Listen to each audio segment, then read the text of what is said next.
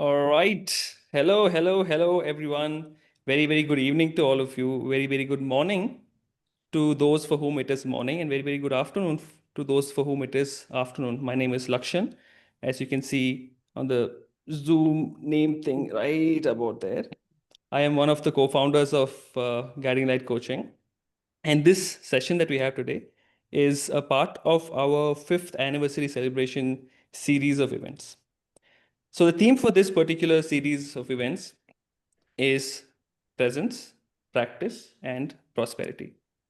Now, presence, the way that I understand it, is essentially the inner work that we do to make sure that our whole and full selves is what comes out, and we embody that in our day-to-day life and offer that to our clients and the people we work with.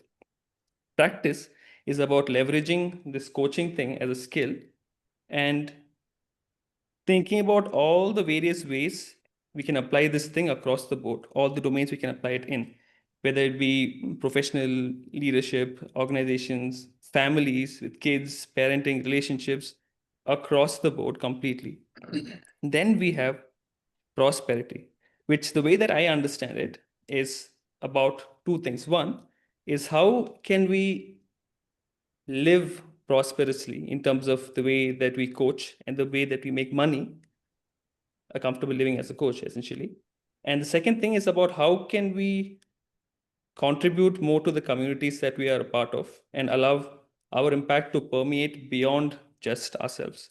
I believe that these three things are the fundamental facets or pillars of what it means to be a coach, a successful coach, or a thriving coach, even. So, this particular session that we have today is the very, very first session that we have, which is a part of the prosperity part of the theme.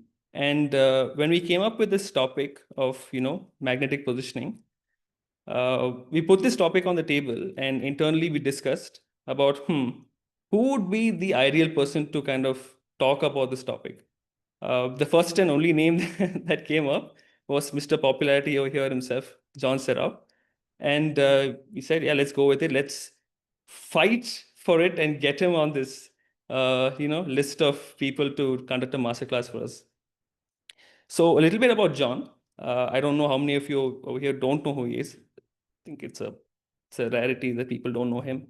John is an MCC Master Certified Coach from ICF. He's a certified mentor coach. He is someone who has well over 2 decades of experience in coaching, in consulting, in facilitation, in training, and in mentoring as well. He is the founder and managing partner at Serrao and Associates. And he's someone who's coached clients from many, many, many of the Fortune 500 organizations across the world. There's a bunch of other things on my screen over here to talk about. We don't have time for all that. What I will say, though, instead, is that the reason that someone like John is exactly the person to talk about a topic like this is because he's the kind of person who operates from a place of abundance, of thriving, from a place of generosity, from a place of giving. And testament to that is the fact that this particular session has the highest number of registrations out of all the 10 sessions that we have over the next couple of weeks. And we were talking about how we can kind of go about conducting this particular masterclass. We thought no need for fancy frameworks and all that stuff. Just talking about lived experience and allowing wisdom to flow from that is the best way to go about sharing and providing value for whatever it is that will come through for the next, say, hour and a half that we have together. So without any further ado, thank you, John, for joining us, and welcome to the fifth anniversary series of events. I give you the mic. The floor is yours, and Thank you. take it away. Akshan, thank you. Thank you. And a warm welcome to everybody. I tried to, make it a point to welcome, but if I missed anybody to call out by name, please forgive me, but you're all most welcome here. So I just want to share a little bit of the genesis of, this request. When Srikanth reached out to me and he said, John, we want you to speak on this topic. You know, so I'm a coach, right? So I mentor coaches, and so I was telling him, why don't you give me a topic on some competency? I can talk about it. And he refused. He just, he put his foot down, literally, as it were. And then he said, "This is it. You got to speak on this positioning." And I don't know where he got this idea that I am some great expert on positioning, but that's where it is, and that's where I am right now. And then 2 days back, Lakshan sends me a message saying that, "John, how are you doing? How's your prep going on?" And I said, "Are you prepared?" I said, "No." And then yesterday, I asked him, I said, "How many people have signed up?" And he says 140 people have signed up. And I fell off my chair and I said, "Man, I'm in serious trouble." Right. So I was scared. I'll be honest with you all. I am actually scared to do this session because a part of me is telling me, what am I doing here? And so there was an interesting thing that happened. I was mentoring an MCC mentee this morning from Cyprus, and she had trouble really with coaching the who and the contracting part. So one of the things I suggested to her is that, why don't you coach me? And then I am going to take off my proverbial client hat from time to time, put my mentor hat, and then offer some opportunities for you to explore. And then let's see how that comes across. And she did that. So, guess what my topic for today was? That's an easy guess, right? How do I deliver this? I said, "Look, I have a session at 6:30 this evening, and I've been asked to speak on coaching niche. I don't have the foggiest clue what I'm going to do, and I'm scared." I said, "Please help me." And so that's how, I had a session with her. We had a good mentor coaching session, and that's how the session progressed. Um, what emerged in that session was one of my core values. And one of my core values is really about helping other people. And then she asked me that question. She said, "If one of your core values is helping others, what's making you so scared?" And I realized that that was the weight of the expectation that I had built up. And I actually, as a coach, forgot the fact that I have to stay with the process, that I should not be overly concerned with the outcome and allow the outcome to pan out by itself. And I had forgotten my own advice. So so so here I am to talk to you about coaching niche. Now, what perhaps Shrikant didn't know, so I don't know how, and I don't think he has any reason to know this, but I have been seized with this topic for the last 25 odd years. And so you may ask me, "John, how come?" So I'm going to share my story. But before that, what I'm going to do is I'm going to request you all, because you have how many coaches do we have here on the forum, Lakshan? We have about 68 as of right now. 68. Okay. So there is, I can see there is a lot of depth, there's a lot of knowledge, there's a lot of experience in this Zoom room. And so as I start sharing my story, I want you to start populating the chat. So it's going to be like almost like an interactive session of sorts, where you keep putting down some of your hacks or some of your insights or some of the things that you do well. PK is here. PK is my guru in marketing. So just keep putting it down, and collectively we'll have something of value that we can all walk away with. I'm hoping to learn as much from you as I hope that we can collectively learn together. So that's my request to you. So feel free to use the chat. I will occasionally check the chat, and then we can have a look at it. Lakshan, just keep an eye on the chat. If there's any question that comes up, feel free to put it down. But my intent is for you to put down the stuff that you do well, and let's learn from that. Okay. Thanks, Prashant. So in a sense, we're going to crowdsource some ideas. Okay. Because I would much rather be the guide on this side, even though Shrikant wants me to be the sage on the stage. So Shrikant, forgive me. Sorry about that. Let me be the guide on the side. What can we learn? Now, before we talk about coaching niche, there's one thing that I want to talk about that's fundamental. It's a fundamental value that I have, that I believed in.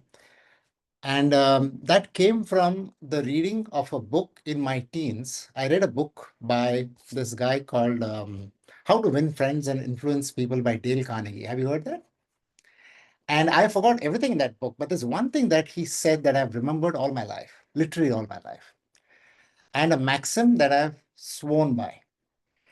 And he said, when you buy things, he didn't talk about services, but he said, when you buy things, buy half as much and pay twice the cost. So here I was in my first job, earning a paltry sum, and I go and buy a belt, a belt to just, hold your pants together at half my salary cost. So that's the kind of crazy stuff I have done in my life. But that's about quality. Now, why do I bring this up? The reason I bring this up is that you can be a successful marketer, but if your coaching is not up to standards and you are not paying attention to that part of your service, then no matter how good your marketing is, no matter how finely defined your niche is, it's not going to work. Which means quality is a necessary condition. It may not be a sufficient condition, but it's a necessary condition for you to, as Lakshan said, look at the prosperity hat. Okay. So that's what I want to encourage all of you coaches to do, is to continue to focus on building your skills in coaching so that you become the best coach that you can be for the kind of niche that you're going to address. So we'll come to that niche. So that's something that I just wanted to share with you. That's why it's so important. Now let's talk about a little bit about my story. So my story goes back. So I don't know whether some of you know, but my background, I actually been in finance. So I spent 16 years in finance. I headed finance for a company, and then I moved into a marketing role for 4 years. And the reason I moved into a marketing role for 4 years is because I thought that at some point in time in my life, I wanted to become a CEO. I was like a CFO, so why not become a CEO? That's why I moved into that. And the company that I worked with, it was a software services company. And what I saw with that company was that we were jumping into every opportunity that came our way. So I'm talking about, this is, in the late 90s, circa 1998 to about 2002. And there was a telecom opportunity. We were jumping into telecom opportunity. There's a multimedia opportunity. We're jumping into that. There is some services opportunity in Japan. We're jumping into that. It's like we were like chickens with our heads cut off, literally. And we were hiring people to serve those different and disparate needs. And we had no clue what is going on. And we struggled. We struggled. And, I started asking myself this question, why are we doing all this? And then at some point in time, about 25 years back, I read a book that really shaped how I thought about a niche. And the book I read was a book by Al Rees and Jack Trout.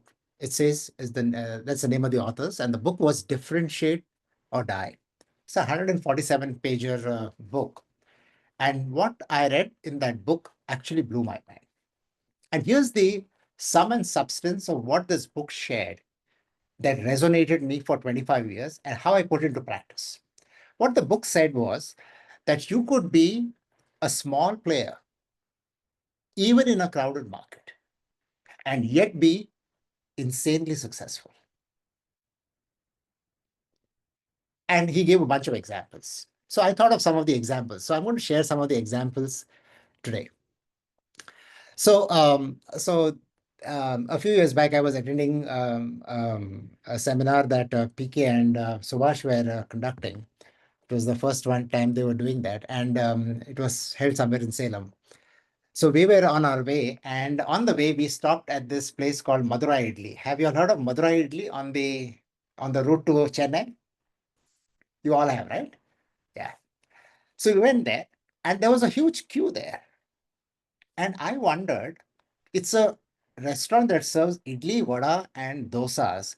How hard is it to make idli, vadas, and dosas? And yet, in that restaurant, there was a huge queue standing there for people to wait, that had people waiting in a queue to try their idlis or their dosas or their upmas or their kesari baths. And I wondered what made it so special. Now, here was a great example of somebody in a highly commoditized market able to differentiate themselves to a point where they had people standing in a queue. So that's one example that comes to my mind. The second example that comes to my mind, and I know that some of you may not agree with that, and that's completely fine, is this very famous Rameshwaram cafe in Bangalore. Have you heard of that?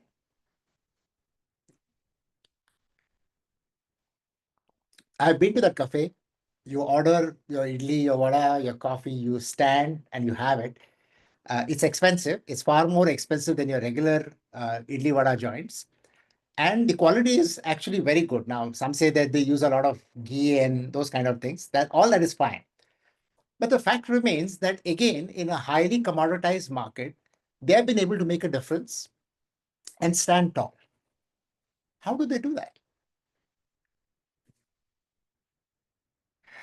In Bangalore, when I first moved from Mumbai to Bangalore in the late 80s, there used to be a Mangalorean fish joint called Fishland that we used to frequent in Gandhinagar. They only made Mangalorean style fish. I have never come out unsatisfied from that place, ever. Ruthless about what they offered. One time the fish smelled, no questions asked, they replaced it. So my question is that sometimes we as coaches, find ourselves in this predicament that we have so many coaches, and therefore, will I get a share or a pie of the business? Is the question that is preeminent in our minds. Would you agree with me? And the fact of the matter is that at every stage in the evolution of businesses, there are some businesses that have stood out. Some businesses have faltered. The other day, I was having dinner with somebody who works in Vietnam. He's been working in Vietnam for the last 5 years now. And then he said to me, John, you have a Vietnamese chain in Bangalore, right? So I said, which one? So, there is this on the 12th Main, there is that pizza joint called Pizzas for Peace. Have you heard of that? Pizzas for Peace? No? Okay. Again, it's a joint that was started maybe a year ago. There is a queue. You can't get a reservation. You have to book days in advance. And if you just land there, you have to wait for several hours. Now, there are enough and more restaurants in the city making pizzas, but they have been able to differentiate themselves. So I asked this guy, I said, what makes them so special? He said, John, one of the things that they do is they used absolutely fresh ingredients. They try and source them from organic farmers and business folks, and they focus on quality. And that's how they have been able to differentiate themselves. So even though they have come a year back, there's a queue of people waiting, and it's still there. Because a few days back, I tried to go and get into it, but I couldn't.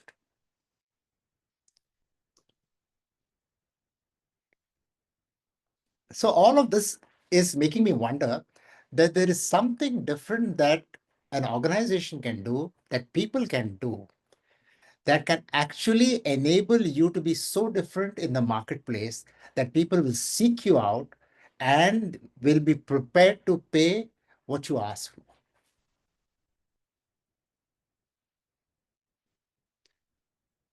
There's a noodle bar in Bangalore called the Naru Noodle Bar. And I've been trying to get a reservation there for several months. You open the reservation and within seconds it's gone. And my hope is that you as coaches would come to that stage where your time is booked out so quickly, right? that people have a hard time getting you as coaches. That's my hope. I'm going to share two more examples. One is a company that I've been buying bags from. Bags. like, backpacks and all that. I buy it from a Seattle-based brand that only sells through the internet. They have no distributors anywhere in the world. They have never, ever given a discount, ever, in 10 years of my buying bags. And if you ask my wife, she will tell you that I have spent a small fortune on buying their bags. If you're interested, check out the company. The name of the company is called Tom Bin, Tom, and Bin is Bihn. It's a Seattle-based company. There's a New York, again, small company called Outliers.nyc that I buy high-end clothing from. Expensive clothing, but absolutely phenomenal quality. They only sell it through that store. Sometimes you might get some discounts, but for the most part, you pay full price. And I'm going to share a large example that some of you may agree or disagree, and that's completely okay. If you look at the brand Apple and you look at their products and their services, like forget about Apple products, but look at Apple TV. I don't know whether you have seen Apple TV. Look at some of the productions from Apple TV. They're very few, but they're absolutely high quality. You start one, you get hooked on. They're that good. It's not like Netflix. Netflix is, like dime a dozen, but Apple TV is extremely focused. So here are, examples after examples of companies that have differentiated themselves in the marketplace. And therefore, my question to you is that, what is it that you as a coach can offer, okay, that is so sharp, so precise, that when people look for you, they find you and not the 35,000 odd coaches in the world?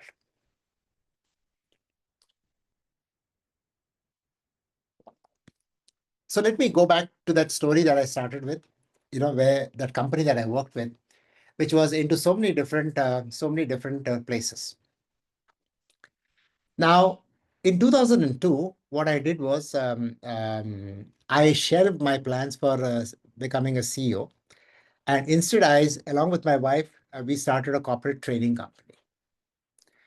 So we started that, and I decided to put Al Rees and Jack Trout's suggestions into practice. I said, now let me see whether I can walk what I thought was the walk I should be walking, or the talk that I'd heard and the walk that I should now be walking. So I started offering programs in only two things to begin with.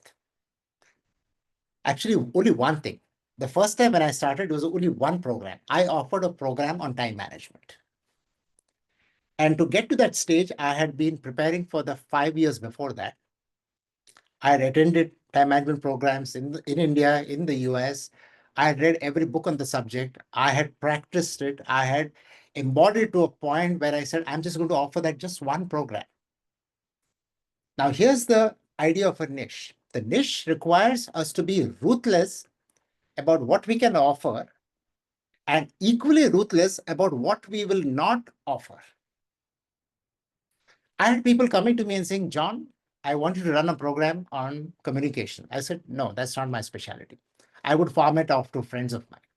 Or somebody would come and say something else. And I kept refusing them. I said, I would much rather be the best time management trainer in the country, period. That's it.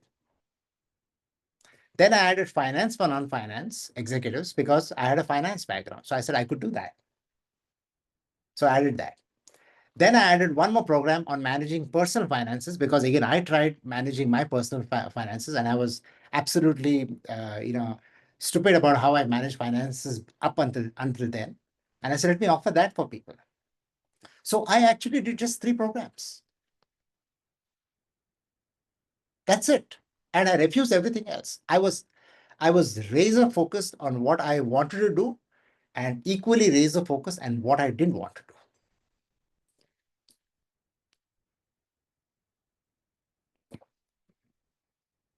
In fact, what I went as far as to tell the companies when I offered them the program, I told them, I said, I'm giving you 100% money back guarantee. If you are not satisfied for any reason, I will refund you 100%, no questions asked. I've never had even one company in the last 20 years ever come back to me and say, John, we want a refund. But I was willing to put my reputation on the line and say, yes, this is what I'm going to offer. Then I became a coach. I was coaching people. I was mentoring people. I also did some training. For 5 years, I ran a pro bono for women in India training program. But one of the things that I found as I did that was this happy space of mentoring coaches. And then I asked myself this question. My LinkedIn profile back then used to read as mentor coach, as facilitator, as leadership facilitator, and executive coach. It was like Bhel Puri there, out there, on my LinkedIn profile. And I told myself, John, you've been thinking of a niche for so many years now. Do you have the courage now to call yourself a mentor coach and remove everything else? And I was sitting at this table of mine, and I said, yes, let me do that. So I went to LinkedIn, cleaned up everything. I just put mentor coach. I've got my MCC next to that because my target is coaches. And if coaches can, they at least know what an MCC is, and hopefully that gives some sort of credibility. That's it. I removed everything else. Now, now here's the interesting thing about niche. So you might ask me, John, what happens that if I get some other business, right? And I want to do it. I love it. And it's making me a ton of money. By all means do it. Don't talk about it. Go ahead and do it.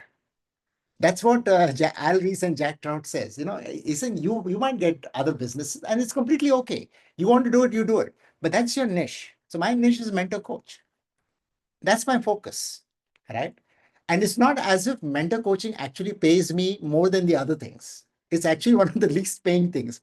But here's the thing: mentor coaching brings a lot of joy to me. I would do it free. In fact, I lead the mentor coaching, practice at the ICF chapter of Bangalore, and I love doing it. So it brings me joy, and so the question is that what is that thing in coaching that you can do that brings you joy, and what audience could you talk to or could appeal to that might want to look at you as a prospective coach? And because I've done that today now, and because of that focus, I seem to be attracting people who want those 10 hours of mentoring. I'm usually doing it at either the PCC level or the MCC level, and they come to me and I offer it. And I'm not quote unquote cheap. I'm expensive. I charge premium pricing. But because I'm so focused on what I'm doing, I can afford to charge that.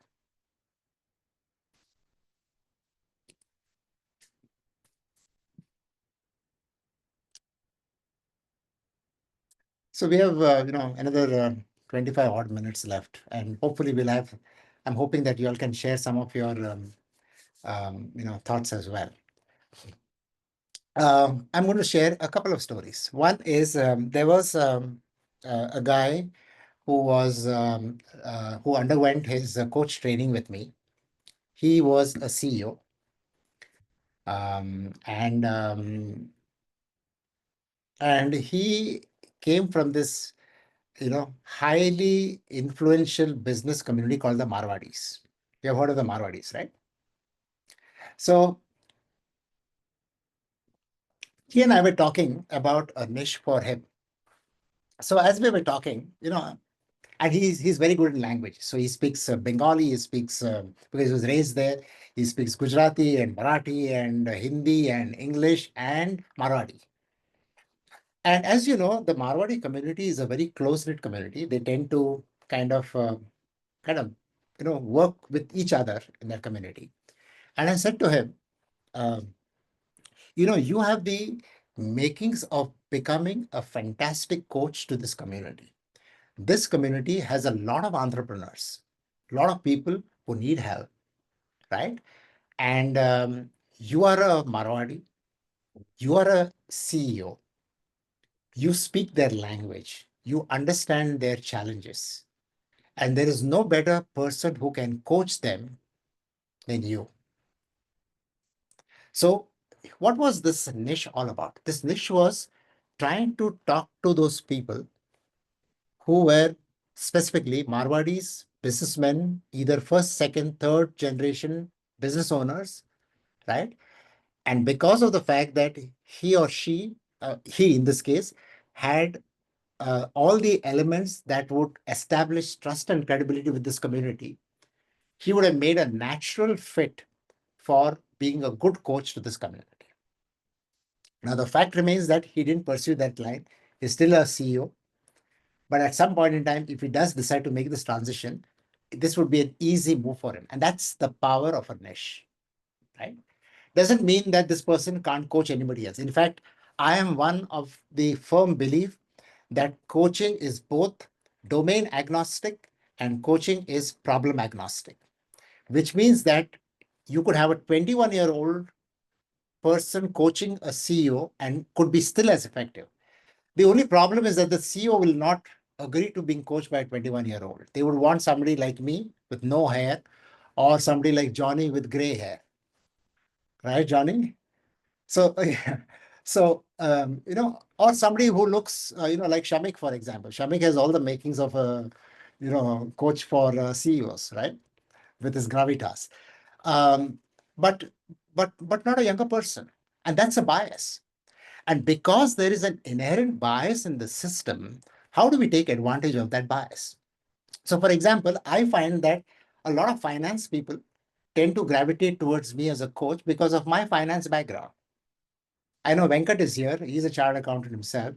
And I know that a lot of people must be gravitating, finance folks must be gravitating to Venkat. Bhavani Joyce, who some of you know, has worked in the audit community, and she is actually focusing on the audit community for her coaching.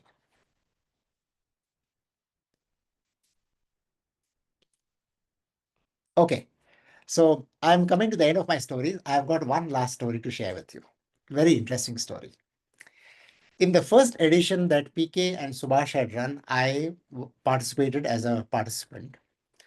And if you remember, I started this story of Murugan Idli and the Podi Idli. You remember that? For some of you who don't know what Podi Idli is, it's idli with chili powder on top. Is that chili powder? Some spicy masala, right? Really spicy stuff.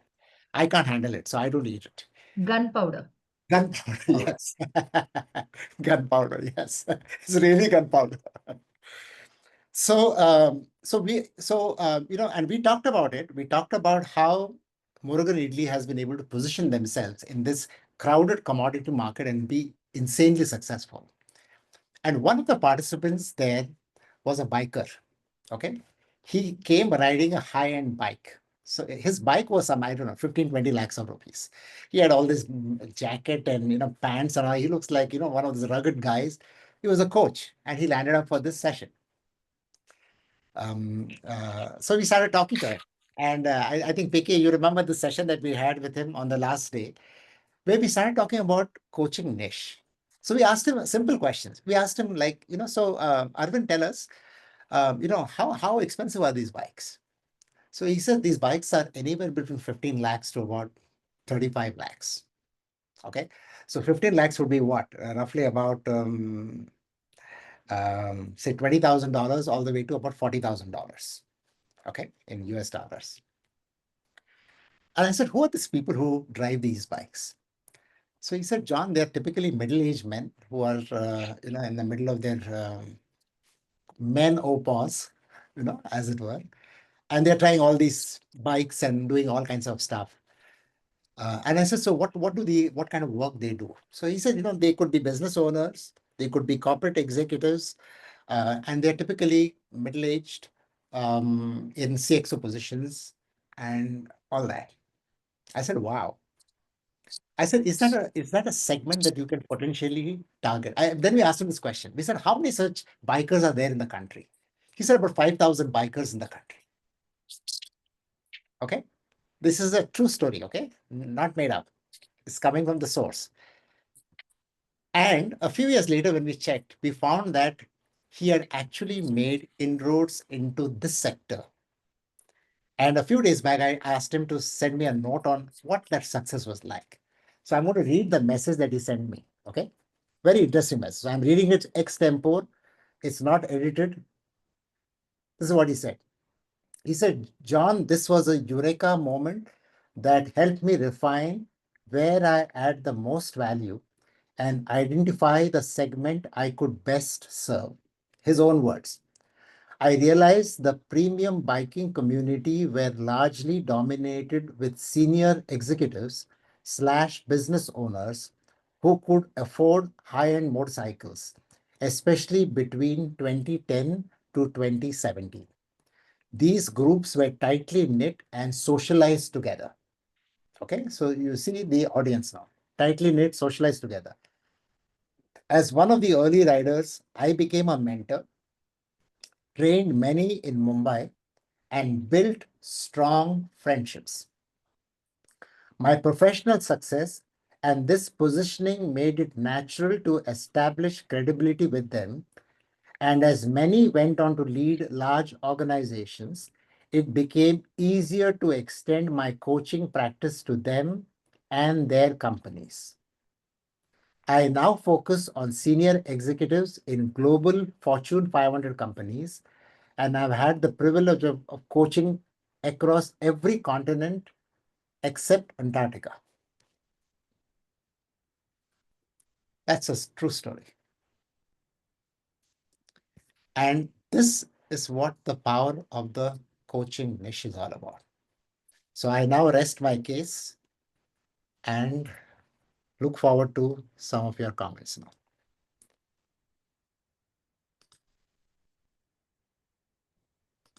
Yes, Noor. Thank you, John. That was amazing. Uh, I have been in this conundrum because I just took, after 17 years in learning and development and starting out the last 6 months, I've been doing workshops and I'm becoming a freelance trainer and coach. And I've been exactly at this point where one of the programs that I'm very passionate about, which is on um, hiring and hiring certifications for companies. And it's a place where I've had the most experience because um, I managed to learn how to hire in the best companies like Amazon, Vodafone, Fidelity, Wow. and also got to teach the more jugaad version of this in startups where I got to work. So I feel I'm poised to take the best of both. And so this program has taken off in a somewhat big way, much to my surprise. And it immediately made me fearful rather than being happy because I was like, oh no, what if they only know me as. So the program's called Bullseye Hiring, and I've now done it for at least 10 companies in the last 6 months. I'm still worried about if I'll get enough business within this niche. Will people like me? But there's immediately this fear that, oh, what about my manager development programs? What about the fact that I want to be a coach? I just feel worried. One, that I'll get typecast. And two, just sharing some personal information that might add value. I'm somebody who's been diagnosed at 40, 42 with ADHD. So I also now understand why variety is almost oxygen for me, where other people have discipline of sticking with the niche.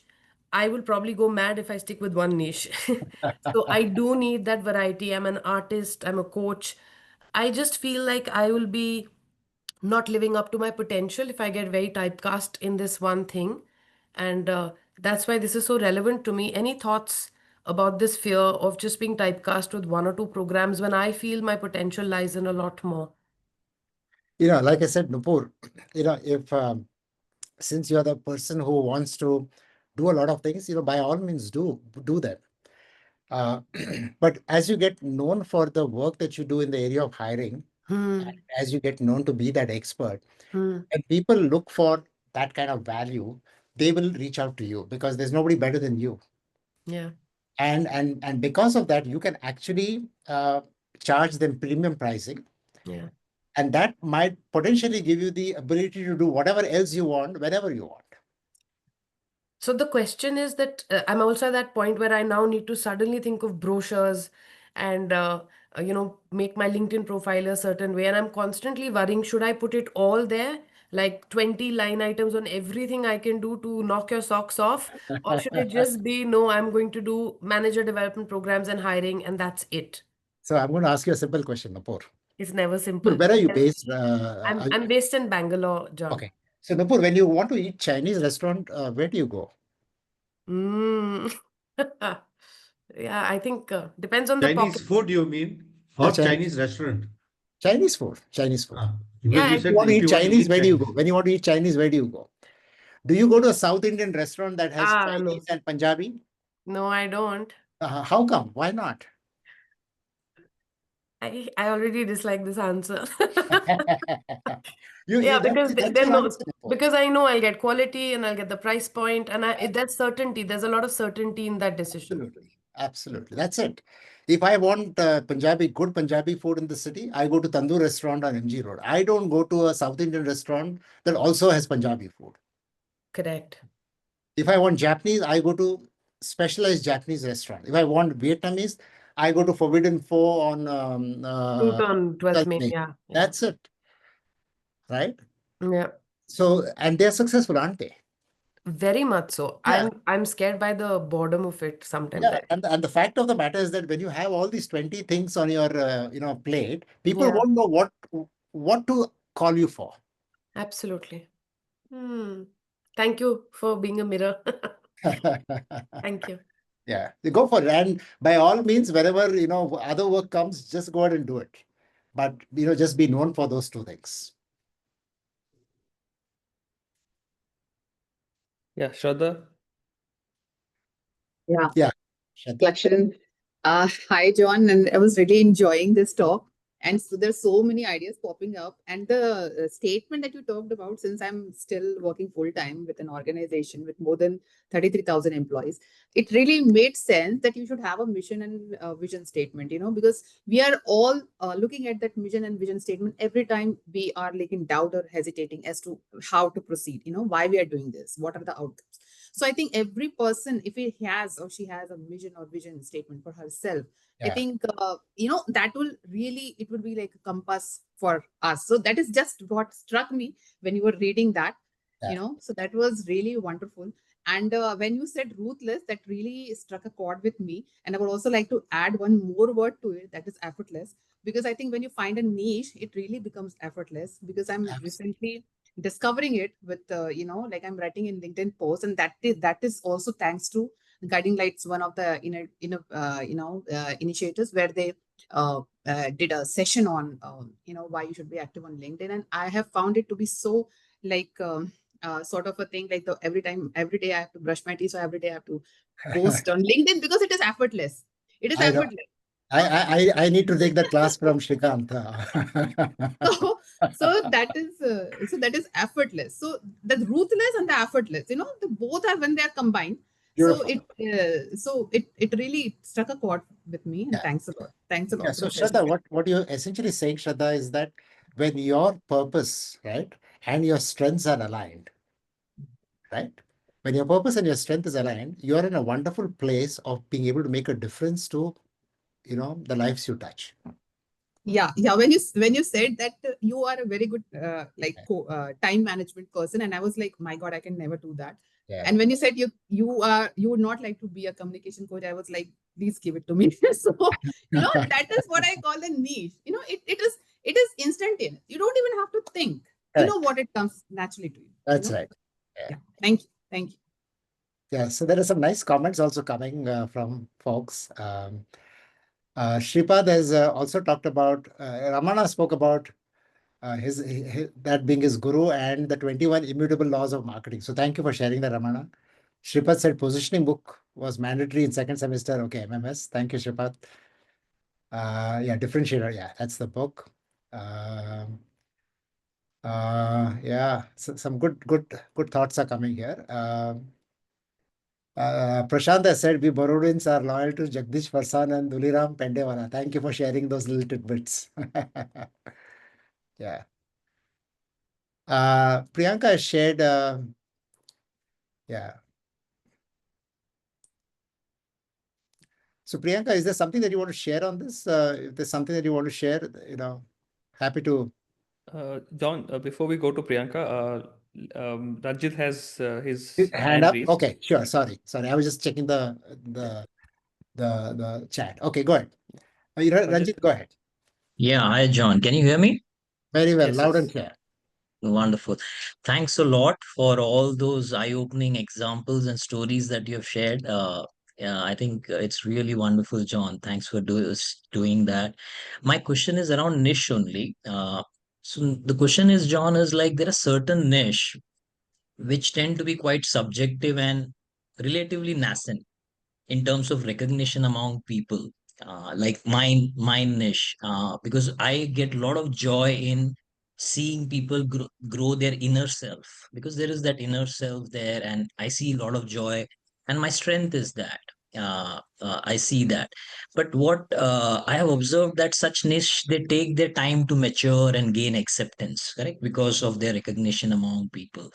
uh, so I wanted to know from you, from your own experiences, like what are the key aspects that you think should be focused on while kind of nurturing such niche? Because there is so much of my own growth there, which reflects in people's growth, correct? So what would your advice or view would be in terms of the areas that I should be focusing on while I'm nurturing such a niche? So, what is the question behind the question, Ranjit? And before that, happy Onam to you. Thank you so much, and same to you. The question is that because what happens generally, John, is like whenever it comes to any niche, like, because as I said, inner self, I love that part. But generally, people are outward focused, correct? Yeah, What I'm getting out of it, what I'm getting out of it, correct? And this dilemma that comes in, should I go and focus on what they are getting outside, or should I focus on what's giving me joy, because I can see people are growing through that, which I am sharing and giving to people, correct? yeah, So yeah. that's where one dilemma comes in. That's why this question comes in. How should I proceed with it? And the second thing which comes in is because it's still very subjective. I sometimes find it very difficult to only way to for me to do is give them the experience of it. I think that's what I've learned right now.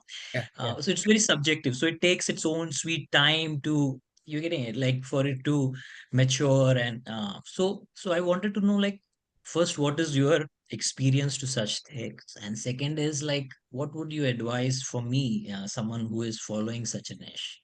Yeah. So, Ranjit, Sadhguru has made millions marketing inner engineering, right? So Yeah. there are people who have already done it. So that's one. Mhm. Secondly, you made an interesting point. You said that, one way I can do this is by offering people the experience, because otherwise they don't know. So you have actually outlined some of the steps that you can put into practice to actually grow that niche. And the third is that, yes, that niche might be nascent, but it's nascent today. But 10 years from today, it won't be that. Fourth, if I look at Instagram today, and I sometimes check it out for, different stuff, I'm not necessarily active there. But the amount of stuff that people market on Instagram, and they are all niche marketing, very sharp, very specific products and services are being marketed. And therefore, you might think that maybe there is not enough of a market for the inner work, but maybe there is, right? And you'll have to then figure out whether it works or not. But here's my take. 5 years from today, Ranjit, I see you as being a inner engineering guru. 10 years from today, you'll be at the top of your profession. And sometimes we have to remember that these so-called niche doesn't happen overnight. It's a process, right? And Lord Leverhulme of Levers once famously said that I know that 50% of my advertising budget actually works, but he said I don't know which 50%, right? So we don't know what will hit the bullseye. Nupur spoke about bullseye hiring. I don't know what people what will hit the bullseye. So my suggestion to you is that if that is what brings you joy, stick to it. And if other opportunities come your way, just do them. There's no problem. but you should be known for the inner work that you do. I mean, you can put a tagline, whatever way you want to position yourself. That's really up to you. I think Sadhguru positions as inner engineering. So, yeah. Wonderful. Thank you. Thanks a lot, John. Yeah, I think you should just go for it, Ranjan. I see you 5 to 10 years from today in a pole position. Yeah, but in the process, you would have done so much work in this area, more than anybody else, like you, because there will be very few people who are so passionate about it like you. So, as your passions and your purpose collide, you are in a position to take amazing advantage of it.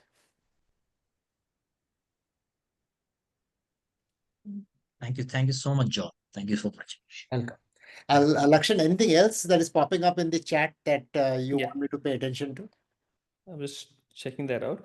If anybody has any other questions or anything you want to share, please raise your digital hand and we can make that happen. Yeah, if the success formula was known in movies, every director would have made surely. Absolutely. Yes, Simi, go for it. Yes, I just wanted to share this with everyone and also get a perspective from John. 2 years back, when I started my coaching business, I had come across somebody telling me that look in the mirror and you will find your client. And I realized how much it was about me. And then I saw myself as a woman, and so many thoughts were coming. But how I positioned myself on LinkedIn was I wrote a line: I help women find glitch in the matrix. Wow. And that has had a ripple effect. And I'm a doctor by profession, so I wrote a lot of articles on medical forums about the wedding of medical science with coaching.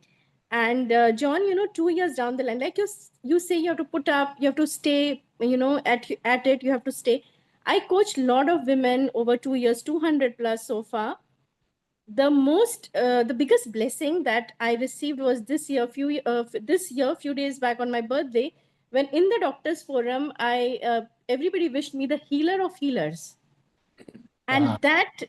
really made me feel very blessed. So what I aligned were my strengths, my values, the pain and suffering that I have seen women undergo, and within the ICF framework, everything. So it is, you just have to sit maybe for a week or two, brainstorm and evolve, of course, over a period of time in what you're doing. Learn, keep learning, keep learning. But as you find the niche also finds you. Wow. Beautiful. Amazing story, Simi. Thank you. I'm mentoring somebody for MCC, and this person is passionate about helping parents and children. And she's, working towards an MCC, but that's her focus. And she's really passionate about it. So like you, Simi, the way you spoke about women, right? And the fact that you're a doctor, you can attract a certain, kind of clientele that will only come to you. They won't come to me. Yeah. Yes. Thank you. That's all. Wonderful. Anybody who has a story to share, because I think we can learn from each other's stories as well. So don't hesitate. If there's something that you did differently that allowed you to get clients, share your story. What was it that was different?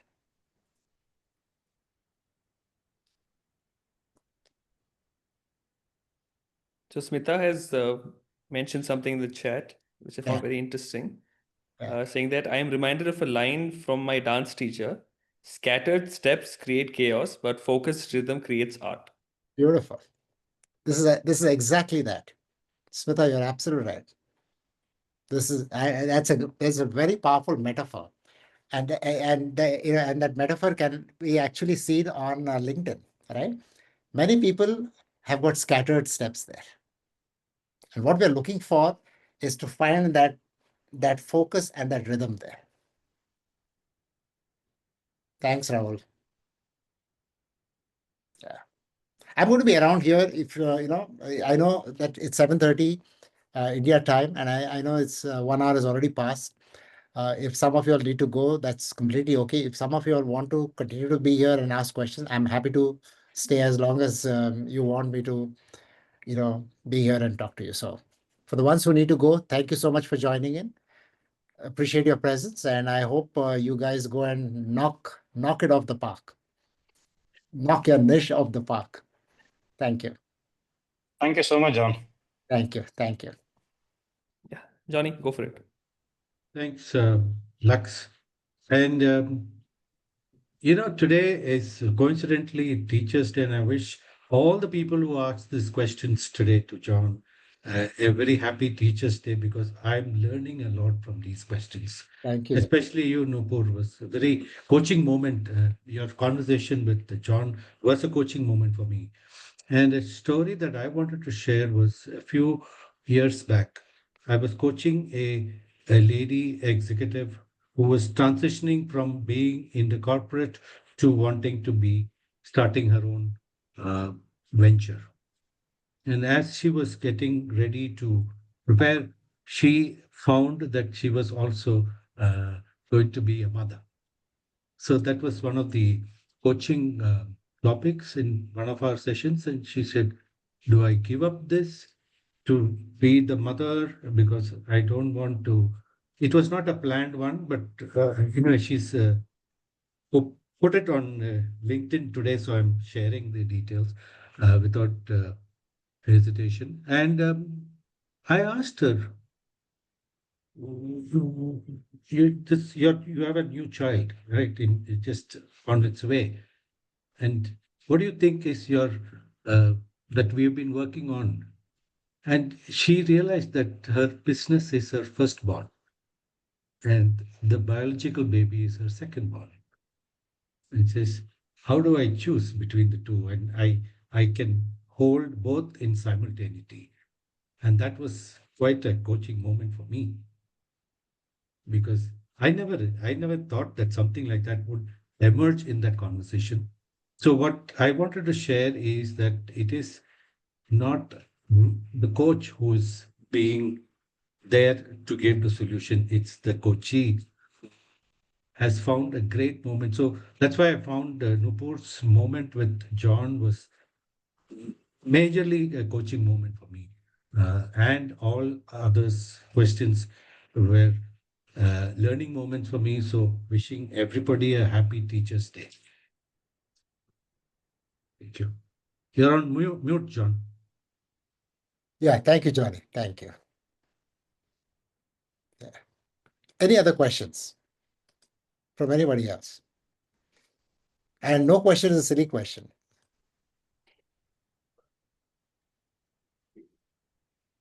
I have a question, but I do not want to monopolize time. It's a second question, so I'll wait till the end if that's all right. Okay. Thanks, Nupur. But if nobody's That's going, okay, feel free Nupur. to- Yeah, you can go for it, Nupur. The end Let's has see if your begun. question All right. So becomes someone else's. everything I asked has landed, and perfectly so. There's no confusion in it. And you've actually helped me. My willful desire to want to just be a generalist, but my need to be a specialist, I'm getting it. Yeah. How do I be true to myself? And this is again, uh, because I have now realized what I have questioned for like 30 years. Why am I like this? Why can't I be focused like others? Why do I like so many different things? And the answer to that is the ADHD, which I'm now learning to celebrate as a 42-year-old woman. What was wrong with me and what the whole world told me, you constantly flitting from thing to thing, is now I've realized my superpower. And in that superpower, I'm not talking about being a generalist, but I'm actually good at six things, brilliant at six things, which is number one is animal welfare. So biggest part of my life is dedicated to stray dogs and animals, not a very popular topic in India right now. uh, the second thing I'm very good at is my learning and development, in which I was confused that, okay, I'm also wanting to do self awareness workshops because that is closest to my heart. It's my passion, I'm good at it. But the hiring is the niche which is getting me people and attention, and it's a business that people seem to be wanting. Yeah. What I like about it is that I'm good at it, Yeah. not necessarily my passion. And completely different from this, John, I'm sorry to confuse you so much more. I'm a mosaic and stained glass artist who, in all my free time from animals and L&D and a 17-year career doing that, spend all my waking time make stained glass art, mosaic. Uh-huh. And also in my coaching, which I've been now doing for 5, 6 years, I've realized that I've found the niche that I should be the coach to women over 40, 42 who've been diagnosed with ADHD, which is right now a tsunami of people getting diagnosed. Now, Beautiful. in each of these niches, I seem to know my niche, but there's so many niches, and I'm so worried that if I go after all my passions, I wouldn't even know how to put it on a business card, a LinkedIn. It's just, I know I can justify all of it. I know I'll not be spread too thin. I can find a niche within a niche, Yeah. but I don't know how someone like you or someone reading would perceive me that, okay, she does such disparate, differentiated things. How do we even begin to put it on a LinkedIn profile? Yeah. And are all those areas that you shared with me things that you make money, or some of them are No, I've because never made money from anything other than L&D till now because I was always leading L&D departments in corporates till 1 year back. I've now started selling my mosaic work. I've now started doing ADHD coaching for people on the side, which has just started paying. But because this is my year off, I'm trying everything. I'm finding things that I'm truly passionate about. So obviously, animal welfare doesn't pay. That's absolutely not yeah, meant to pay. It's where all the money goes. yeah, But if I had to pick three niches, it would probably be the training programs, the ADHD coaching, and the art business that I'm doing on the side, where yeah, I'm starting to sell to clients. yeah, yeah. So, interesting that you said that you have taken a break to find out, and as you progress on this path of really trying to find out what is it that you want to do, Yeah. you will discover, the area that gives you joy. Hmm. And maybe at some point in time, because of, your own ADHD experiences, the fact that you're a woman and the fact that there are women in their 40s who might be struggling, because 40 is also Yeah. that inflection point in terms of career that people might, need help.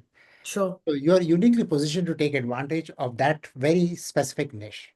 Yeah. And as time goes by, you will figure out what is it that you're truly passionate about. Hmm. And then you can shape that as your niche. Makes sense. Yeah. Yeah. Yeah. Right now, my passion is making money, service, all of it. I think I'll slowly and surely get to it. Thank you. Very Yeah. helpful. And I'm sorry to everybody for monopolizing time. No worries. No worries. No worries. Yes, Anuradha. Hi, Anu. Hi, John. It was a Hi. pleasure listening to you and everyone.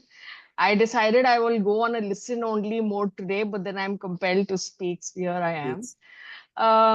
So I think I'd like to share that I am an HR professional and I kind of, had a career of about over 30 years doing HR and HR related work. Then coaching happened to me, so got on to doing coaching. And I think I firmly believe that if I do something, I want to do it well or not do it at all. So to that extent, the cliche around being jack of all and master of none, I was quite clear that I didn't want to be a jack of all. But at the same time, when I heard initially in the coaching business that coaching is level agnostic and skill agnostic and industry agnostic, uh, then the contradiction there was that you need to still be a find a niche as a coach. And I said, okay, why should I find a niche as a coach? Because I can do anything. I can coach anyone, anywhere, Yeah. anytime. Yeah. And also, I guess in the initial stages of my career as a coach, I was also maybe fearful that if I create a niche, and I think I resonate with what Nipur is also saying, that if I create a niche, will I really be boxing myself in a corner and then I'll lose out on so much other, so many other things that I may be good at and I can contribute and so on and so forth. So I think it was initially the fear of being too specialized or too differentiated, and then if I leave it broad, then maybe I have a larger canvas to play with, etc., etc. But I think over a period of time I've realized that um, if I love what I do, I will do it well. Yeah. And that's what I've kind of stuck to. So, yes, I've been an HR professional. So, OD is something which is close to me, and coaching, of course, right? So, even within coaching, I said, okay, now who do I like to coach the most, right? So, I've tried to kind of drill Yeah. it down further and say, okay, what do I really love to do? And what doesn't seem like, work, and that's what comes to me. And I have actually surprised myself to say that most of the work till today in the coaching arena comes with references and word of mouth. So if somebody has experienced me well and has got something out of it, I get a referral. So that's worked for me.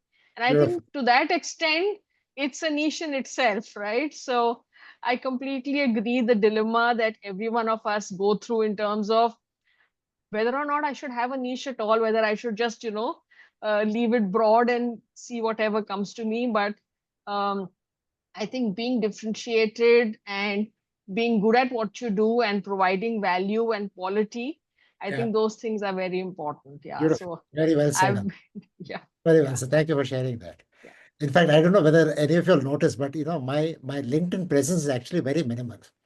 And that's because, like Anu, I keep getting clients, through referrals. And my fear actually has been that if I get onto LinkedIn, I may not be able to service my clients. It's the other fear that I have.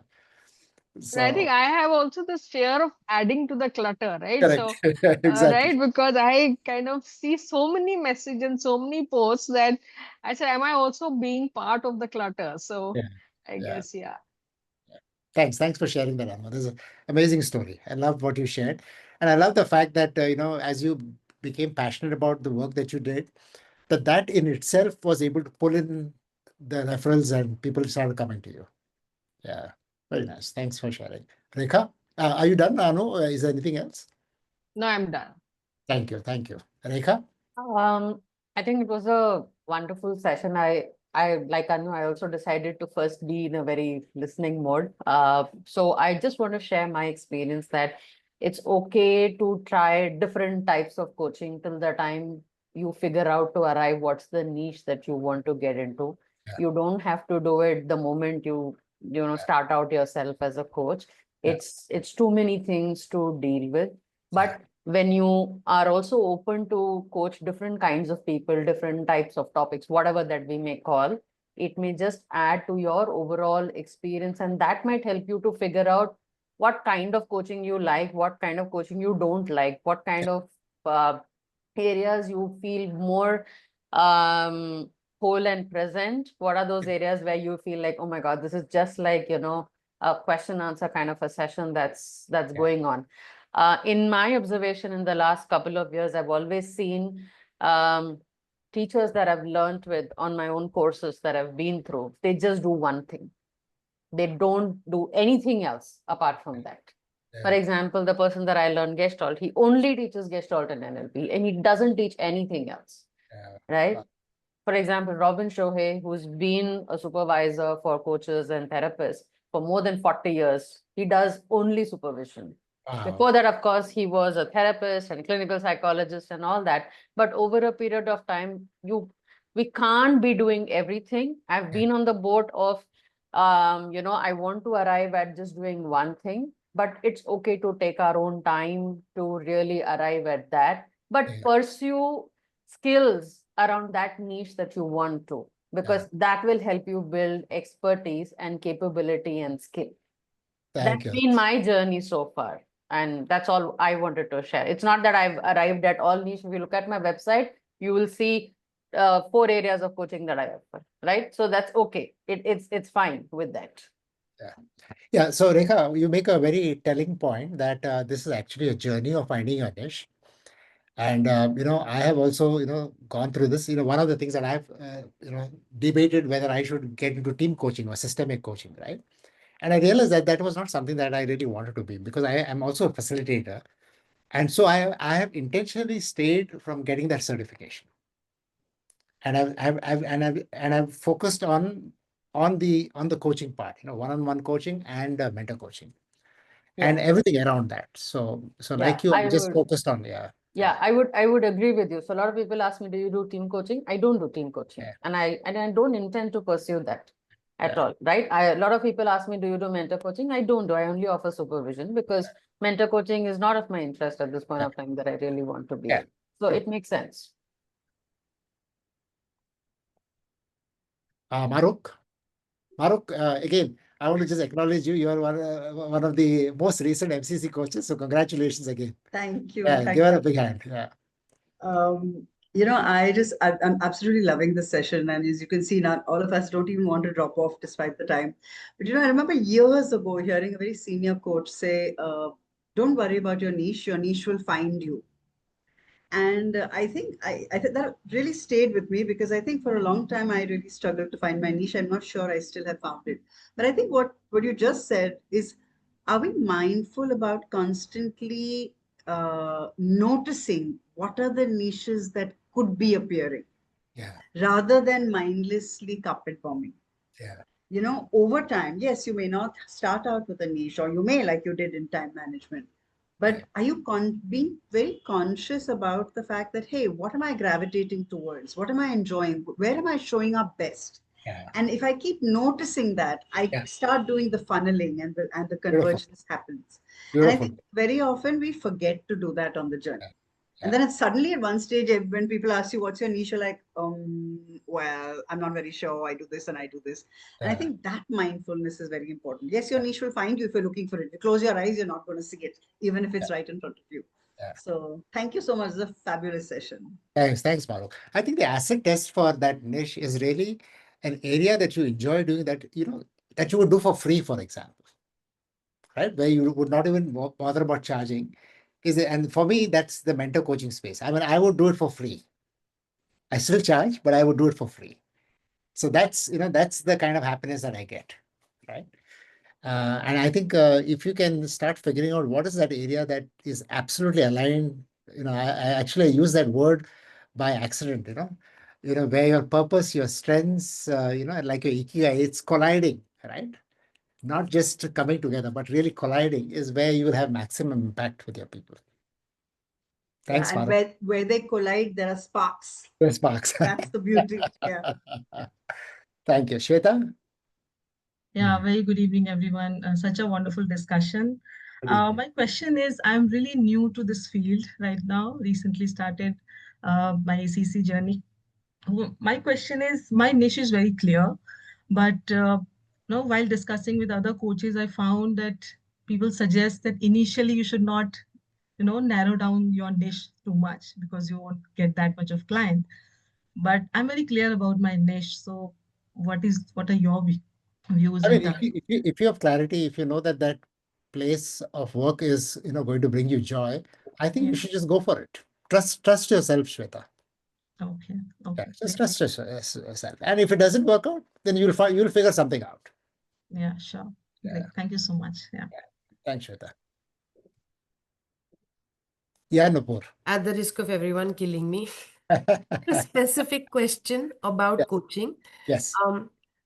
I realized I can do ADHD coaching for free because in the last 2 years, because I've read so much about it, I have so much emotion on it, I've taken therapy and coaching on it. I'm automatically doing it for free for hours for women without realizing it. Wow. So that's somewhere I've found a niche. But I have this sort of contamination that I feel is happening, that when I coach people, well, for that statement, right, that you look in the mirror and you find your niche. When I coach people who are not so much like me, I feel I'm a better coach because sometimes I go so much into the mentoring hat when there's so much of I've seen you, I've been in your journey, I've done ADHD, I know it. I feel there's a lot more contamination that happens where I go more into mentor area. Whereas if I'm coaching somebody who I really don't have so much knowledge, I'm then able to be more of a just a coach. Yeah. Yeah. I see your point.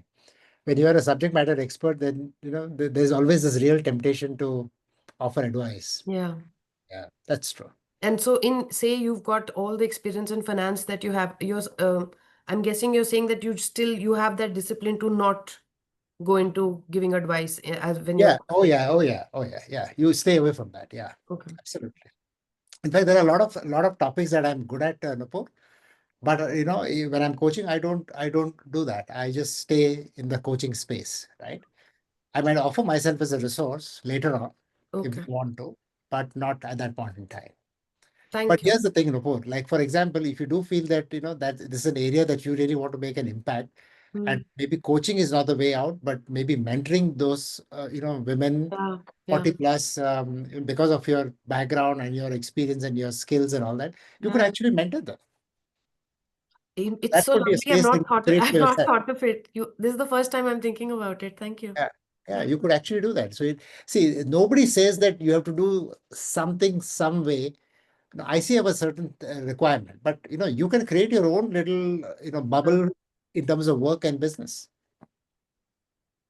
Thank you, John. Yeah. You're most welcome. You guys want to have dinner or not? Thanks for all the kind words that you have shared. Any other questions?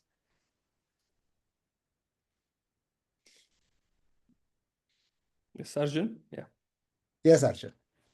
So I'm just sharing what's coming up for me in the middle of my own journey now.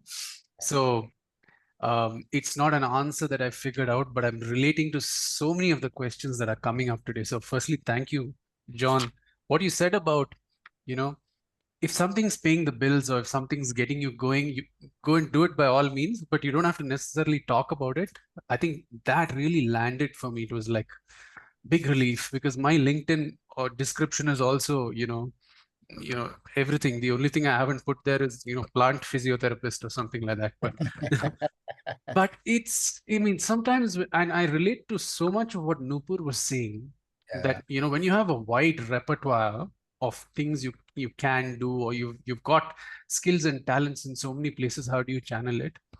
So I haven't found an answer, but there's something that's come up in my struggle right now because I'm in the same place. I've been in L&D for 13, 14 years.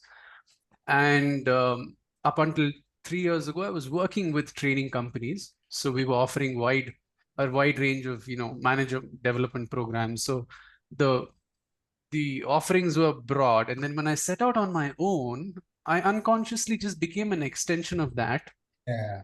Just that now I'm all by myself and I have to have 10 heads and 10 hands and so what I've done now, and it's the most difficult part of my journey. It's painful because I've shut the doors on what is paying most of the bills. Wow. And I'm trying to keep maybe one or two windows open for some water to trickle in, but I'm just doing that to create the bandwidth for focus so that I can build this sapling that hasn't yet started bearing fruit. And that balance is so tough at times. And at times it's so exhilarating because you've been able to create that opportunity for yourself and that you don't have to rush back to a job. So I oscillate between feeling like it's a blessing and then, oh God, how do I figure this out? But what's come up for me now is that I've shifted the question that I'm asking. So I've moved from asking an identity based question to an ability based question. So up until now, I was asking myself, oh God, how do I figure this damn thing called a coaching niche? Everybody's talking niche, niche, niche, niche. And I don't know how the hell to go about it. I have all possible books that can help you figure out your niche. But when the question shifted, the perspective is also starting to change. And the question that's changed for me is I've gone from asking, what is my coaching niche or facilitation niche to what could be a niche? That's it. And how much of that niche can be served with my skill of coaching? Yeah. And is there some other part of me that can also shine its light on this thing that I've figured out as my niche? And that could be facilitation. I'm a percussionist and drummer. So is there something from music that comes in there? Is there something from the languages that I can speak that comes in there? So that is changing the way I'm searching now. And the exasperation of, figuring out that epiphany has vanished. But I'm still searching. I haven't found any answers, but the search is just feeling like a much better use of my energies now. So I just wanted to share that. Thank you for your time and thanks Lakshan, Shrikant, Madhu for putting this amazing session together. Thanks, Archit. I'm a saxophonist, been playing the saxophone for 30 years. I'm a golfer, playing golf for 35 years. I'm very passionate about those two things. Absolutely passionate. Amazing, amazing. So, so I think, in some We way, should jam I'm someday. I'm also ADHD. I've got my finger in a lot of pies. Yeah. Thanks, Arjun. That is lovely sharing. I really appreciate your vulnerability here. Yeah. Lakshan, anything else showing up on the chat that I need to be mindful of? That's pretty much it, Yeah. John. I'm not able to see anything else. All I right. think we're good to bring this to Okay. a close today. Yeah. Okay. All right, cool. Assuming that there are no more questions, and if they are, you can keep them coming on the chat. I will share that with John. He Yes. won't post on LinkedIn, but we'll post on his behalf if he wants us to. Thank you so much, everybody, for joining us today. I hope you learned a thing or two or even more. And thank you, John, for spending another 26 minutes more than you had to spend Oh, and it's being time your well spent. usual I'm generous happy self. doing it. So not a problem. Right. Cool. Fantastic. Hi, guys. I'll Thank see you you. guys the next session, which is happening on Monday. Shivani, you want to say something? No. I just wanted to say thanks before completed. Thank you, Shivani. Okay. Thank you. All right. Cool. Thank you, everybody. Have a good weekend. Yeah, thank you so much, Thank John, and you. thank you, you. Lakshan Thank you and very Sri much. and Good everybody. night. Thank Bye-bye. you. Happy Bye-bye. Onam to everybody. Yes.